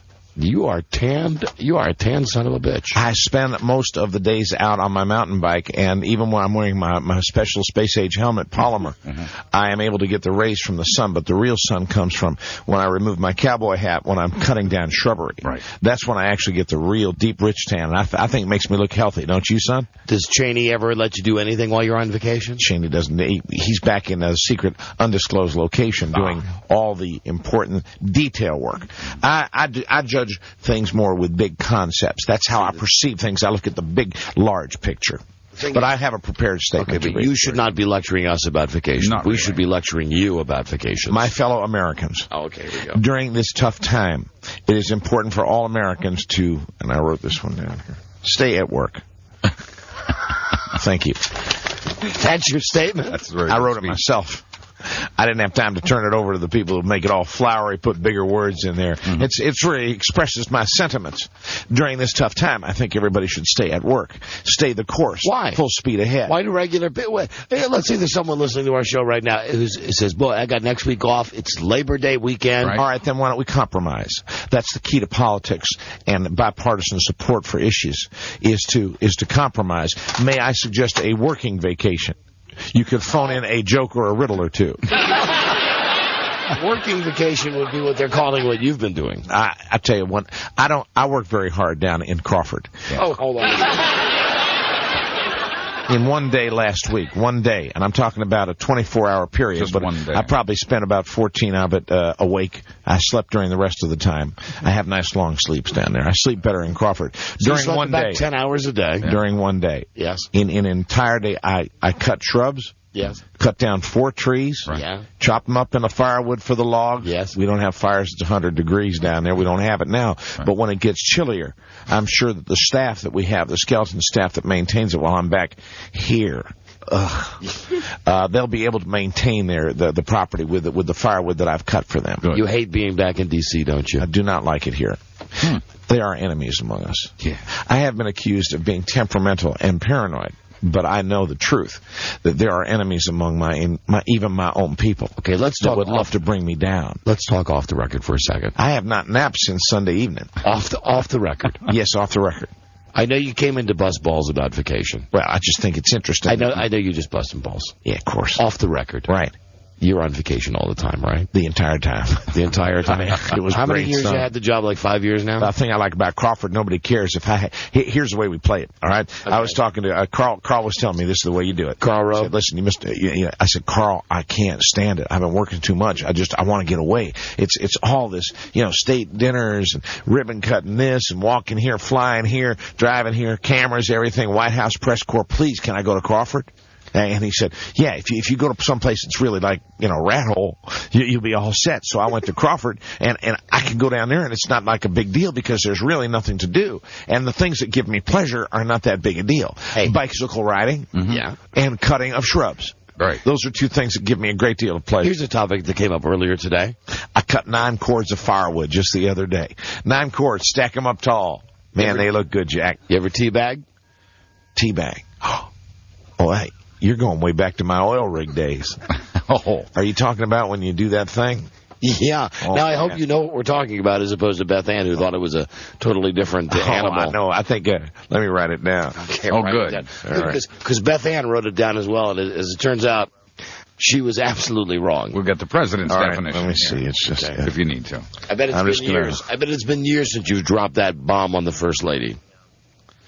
All right, hold on just a second. I'm just going to write teabag bomb. Teabag is, yeah, we did that. You could do that on vacation, as a matter of fact. You and Laura could do that on vacation. Is that what it is? I'm not sure if I still got it right. You wrote down. Stick my... No. It's not. No. You made... Well, no, hold on a second. Now that I read, you wrote cake hole, indicating mouth. Yeah. Yes. Yes, cake hole is mouth. Man, that's what we used to say, too. Open a cake hole. That's right. Here he comes. Congratulations. Man, that's big-time fun. So far, the photos have not surfaced. Oh, is that your phone? Oh. Hello. Yes, Carl. I'm on the Don and Mike show. Yes, they're going on vacation. I came in just to give them some friendly ribbing. What? I didn't say... I know, Carl, but I was just talking... Well, I know what it means. People... All right. I will get on immediately and say that goodbye. Is there anything you'd like to say? Yes, I have no knowledge of cake holes or tea bags. I don't know what you're speaking of. It's completely foreign to me what this subject is. So I'd like to change the subject and the topic if that's possible. No Could problem. we talk about perhaps the upcoming... No, that couldn't be Carl Rove again. Hello? Who is it this time? Say it like that.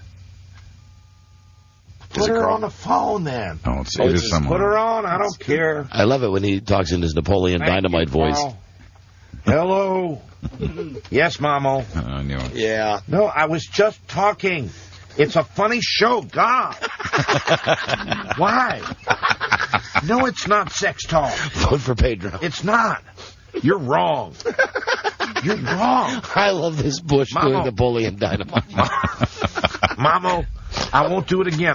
I have to go back on the radio. I do. Goodbye. Oh, idiot. She does not want me talking like you talk. That's what she said in a nutshell. She said, don't talk like you talk, and if I continue to do that, or if I mock her, or if I... Well, now I'm doing what she told me not to. She's going to put Dadu on the phone. She put Dadu on the phone. I'm between a rock and a hard place right now. Listen, don't pick it up. Oh. No, you know what? No. Pick it up. It's your dad. You got to talk to him. Hello? Uncle Rico? Oh, no. No, hello, Dadu. I didn't... Yes, sir. I'm sorry, sir. Yeah. No, I didn't. No, she... I'm not talking bad about her, Dad. She just said that I was talking... I'm trying to do the best I can. Why do you always... Dadu, no. Dadu. I do. I promise. Yes. Mamo and Dadu. Gosh. All right, I caught you a delicious bath. All right, goodbye. Oh, they are listening always when I'm back in Washington. You want some chapstick? You're very popular. But my lips hurt real bad. They truly do. Oh, I'm so upset right now. It's so very, very frustrating. Vote for Pedro. Who are you to come in and give us a hard time about vacation? You take more vacation than we do, but what can I say? Summer. Great. Summer, you want to play with me? Great job in Iraq. Thank you so much. I appreciate that. We will stay the course. Things are getting better. I know you see all that crap on the news, those reporters, those people same people down there in the, I was glad to get them all down to New Orleans. Man, I was hoping for that 30-foot wall of water. Yeah. So we get rid of all them news people.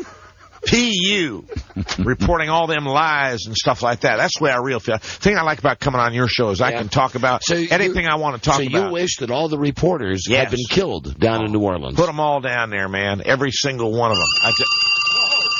Hello. Boy, they are fast on that. Yeah. He's got that kind of show. He's got the kind... We're just talking. We're just talking. All right, I will apologize. Yes. All right, Carl. God. Man. I'm sorry I said that about the reporters. Yeah, you have to be careful. I hope that all the reporters are safe and sound. Yes. And back in the bosom of their families. Right. Especially Jim Cantori. Do you hate him like we do? Yeah, he's a pimp. Wow. How about that? He's a pimp, ain't he? He's a pimp. Mama don't like him. Mama don't like him. She likes the blonde. God, you can't say a thing on this show, can you? I am sorry, ma'am. Yeah. I know that. Yes. Yes, ma'am. Is it Laura or Mamo? I will. I promise. Tonight. Tonight. You name the night, and I said tonight. Righto. I'll do it. I'm your brave man. I'm your brave man. I'm your big brave man. That must be long. I'm your big man cowboy. Your big crab is going to climb on you. Oh. That's right. All right. Big brave cowboy. He's going to climb on you guys. Bicycle. Yeah, all right. Bicycle. All right, goodbye, Laura. Bicycle. It was Laura. What did she want? That's my honey bunny. Oh. Yeah, she's all right. She calmed me down. She said not to worry about it. You notice how I've regained my composure. She is a great source of inner strength to me. You ever teabag her? He's nodding, one way or another. He said I nodded. Now that's gonna cause a world of hurt all over again. Look what you did. In a world you answer it, Buzz. I'm not talking anymore. No, you pick it up. All right. One man found a way to bring Buzz. good news to his Honey, people. I didn't mean that. You know that. He made of course, it up. I would never do that to you. You did. You said you did. Hold on a second. Shut up. God, I'm talking to her, okay? Okay. It's my wife. You understand, please. Buzz? Yes. I'm very sorry. What is your lead story on News and Comments tonight? Something nice. Tonight, why is a man in trouble for impregnating his lawful wedded wife? Why? Maybe because she just turned 14. That's right. I've been knowing those Rice Krispie treats you like to munch on so bad. All right. Don't forget the ice cubes. All right. I love you too, baby. God. I do. Oh, absolutely. We'll play Cowboys and Indians tonight like you don't believe. I love it. Yeah. I got to go. Yeah, I got to fly down there tomorrow. Yeah, all those dead people. All right. Yeah, dead people everywhere. You know, that's what I got to do. I got to play. There's dead people. I got to get on a plane. Mr. Sensitive. All right, bye. Yeah, I know. I can't. Hey, I ain't God, you know. Can't control the weather. Bye. That's her. Oh, man. Whatever. Yeah. I'll tell you something like that. Floaters. Man. Oh, wow. Stay tuned for news and comments coming up on the Don and Mike Show. Thank you, Mr. President. Thank you, Don. Always a pleasure. You enjoy that vacation of yours. That was very... professional. This is the Don and Mike Show. JFK and D.C. We're the Redskins station. You know, we've talked about that a lot of times. Real proud of that affiliation we are. We sure are. They were just running one of those dumb filler things that they run during the commercials where it's like the Redskins report, where it's really just 5 minutes of Larry talking, and then they play a commercial. Hello, Larry. Anyway, they were talking about Cut Down Day. Yes. And I always think it's funny because I imagine they stand in front and they go, let's call him Mike. Call in number 78, Mike O'Mara. Hi. Come on in. How's it going, man? You suck. Hey, what are you cutting me down for? Like Don't that. cut me down. All day long. Insult. Thank you. Now here's Buzz. Hi, Buzz. Oh, and touch tones, please, Robbie. Caller 100. Ooh. 877-365-3636. Just dial recklessly right now. Use all your digits. Dial if you want pit passes to the Emerson Radio 250 NASCAR Busch event. So you're playing the race card. Next Friday night at Richmond International Raceway. I get jokes, Buzz. Yes? We're playing the race card. That's right, it's car racing. Yeah. Amen. Call in now. Great prize, really, no kidding. Pit passes. And boy, you'll see some pits. You'll smell some pits. Oh, especially if you get next to a guy in a tank top. Now here's Buzz. Hi, Buzz. Hi, Don and Mike. This is a story about passion and immaturity, true love, and the right of each state to make its own laws. Okay. This is the story of a 20-year-old guy in Nebraska who met and fell in love with a 12-year-old girl. Within a year, she was Speedwack. Here's I the girl. hate you. I hate your big fat bald head ass. Within a year, I love that tape always. Yes. Within a year, she was pregnant with their baby, so the guy did what is traditionally referred to as the right thing. He married her. With the permission of her mother, he took her to Kansas, where people can legally marry at any age with the permission of both sets of parents. This is Rip Taylor. I will be at the Metroliner tomorrow at 11 a.m. in Washington, D.C. That's the preacher. He did the right thing. Now, at ages 22 and 14, they're back in Nebraska, living legally as husband and wife with the baby he says has him on top of the world.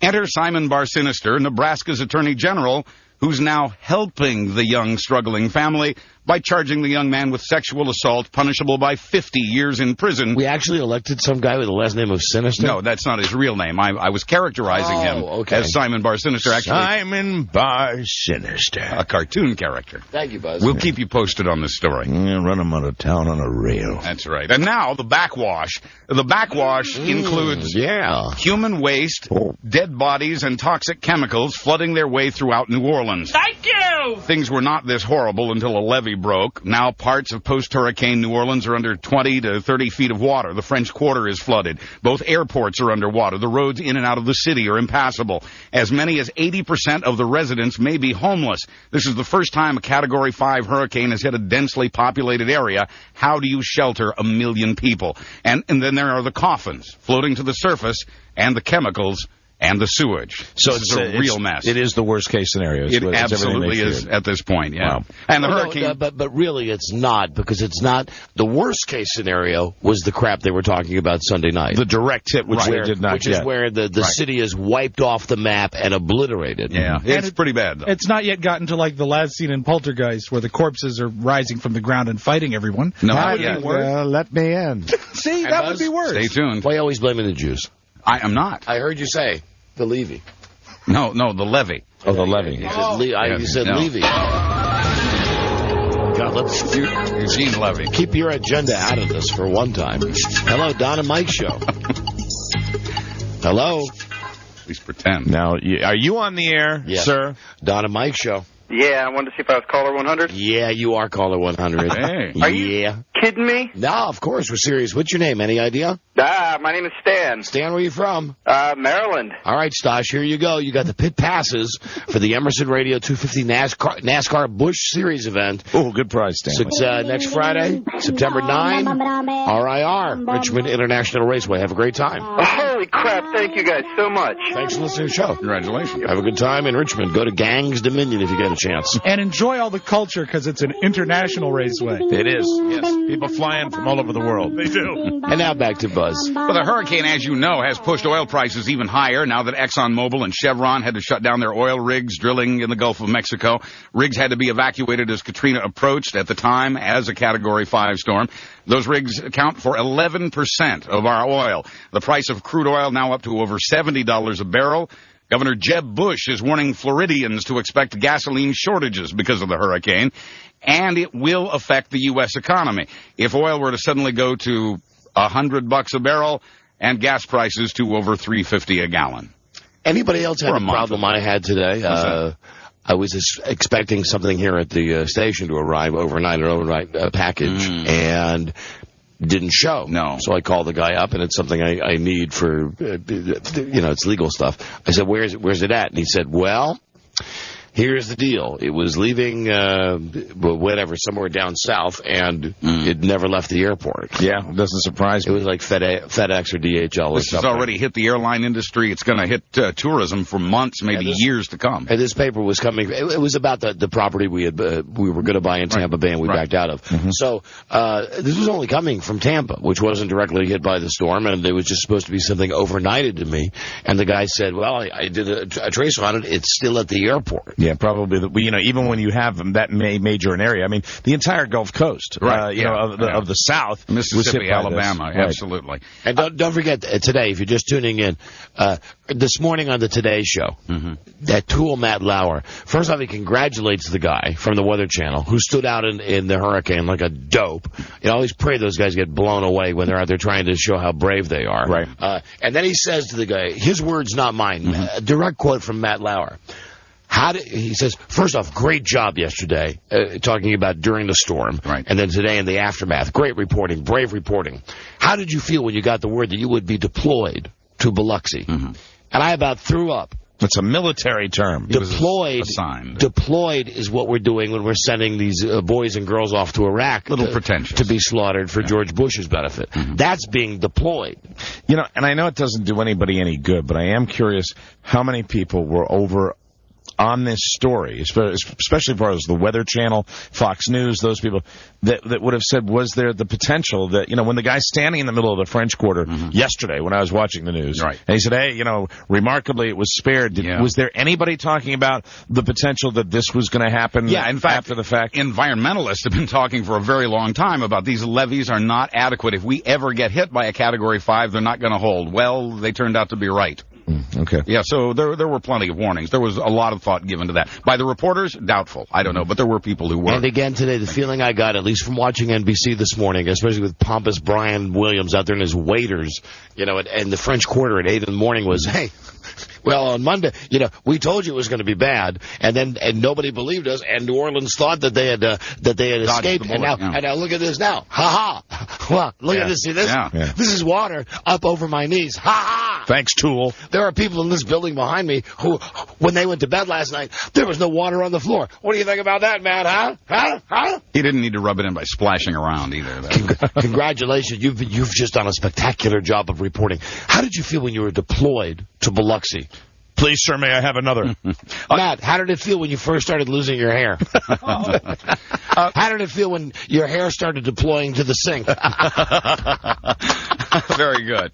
A sidebar. Jesus Christ, really? Yeah, no, you're right. What a tool. Thank you for the service to the sink, sir. Hair. A sidebar to all this. There are some people in Utah who feel a little like hurricane victims. They're people whose sewers backed up. Paul of Provo was wading through a foot of water in his house, complete with the human waste it brought back to his house. Quoting Paul, it was just gushing up out of the toilet like a geyser. It's a lot of fun. He's going to have to repaint. The problem, as it turns out, was a dead dog. Someone had stuffed it down a manhole. Police found the owner thanks to the dog's implanted electronic ID chip. The investigation is on. You just rest here. No, it's a dead dog. I always get the wrong sound effects. It's an alligator, Rob. If that's a dog, it's not dead.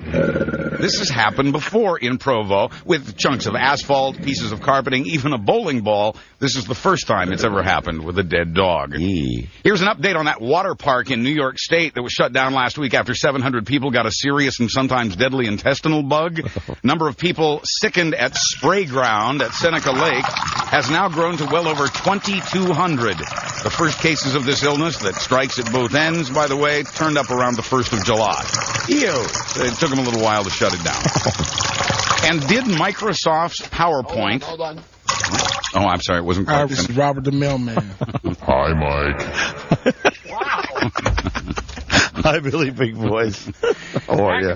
Did Microsoft's PowerPoint cause a space shuttle to explode? It's a stretch, but the presentation software has been called out twice in separate task force reports investigating the Columbia disaster. And NASA's not the only one to notice. PowerPoint's also been called out by a professor at Yale for being faux analytical.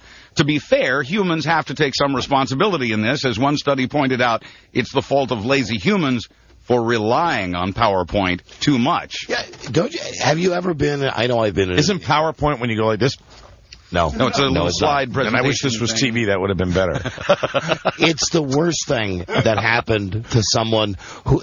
Here's the problem. I thought it was sticking your finger out and thrusting your shoulder forward in a very strong way. I've been in meetings where people say, hold on, I got a PowerPoint presentation, and you sit down, and and right away you know it's just like, go back, just take a time trip 30 years ago. It's a pen, right? When you were a kid, and someone said, want to see slides of our vacation? That's what a PowerPoint presentation is, except you have to sit through the bad animation with the thing turning around and doing 180-degree turns. NASA was using that animation and perhaps the not the most scientific method of testing the strength of the coating on the space shuttle. PowerPoint. PowerPoint. When we come back, news about your iPod. Okay, thank you, Buzz. This is the Don and Mike Show. If you're single